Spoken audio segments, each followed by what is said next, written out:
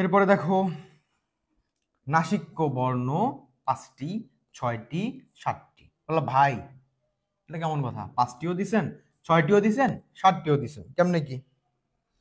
নাসিক্য বর্ণ বা আনুনাসিক, নাসিক্যকে আমরা কি বলতে পারি?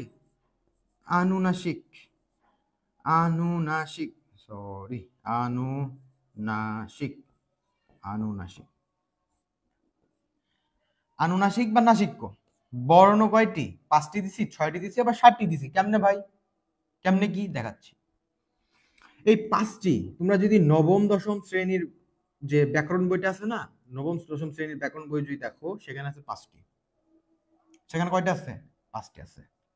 আবার আব্দুল হাই, আমি লিখে দিচ্ছি আব্দুল হাই, এই আব্দুল হাইয়ের বইতে বা তিনি বলেছেন নাসিক্য বর্ণ বা আনুনাসিক বর্ণ 6টি। নাসিক্য বর্ণ বা আনুনাসিক বর্ণ 6টি। নবম দশম শ্রেণীর বইয়ে আছে 5টি। আবার আবার দিছি 7টি। 7টি কি?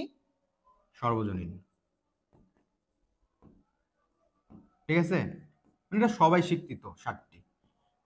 আনুনাসিক বর্ণ বা নাসিক্য বর্ণ 7টি। কি কি ভাই, কি কি লিখে দেবো? আচ্ছা দেওয়াই আছে, দেখো ও ইউ ন ন ম। আমি এবং বুঝতে পারছিলাম যে 5 নম্বর যে বর্ণটা আছে না, 5 নম্বর সারি, ও ইউ ন ন ন ম, ও ইউ ন ন ম, ও ইউ ন ন ম, এর সাথে অনুস্বর চন্দ্রবিন্দু।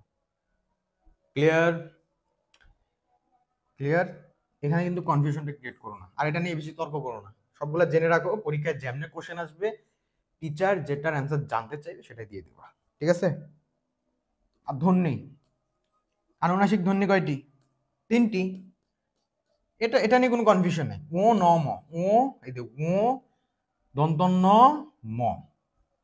আনুনাসিক ধ্বনি কয়টি? 3টি। আনুনাসিক ধ্বনি কয়টি? 3টি। ওকে।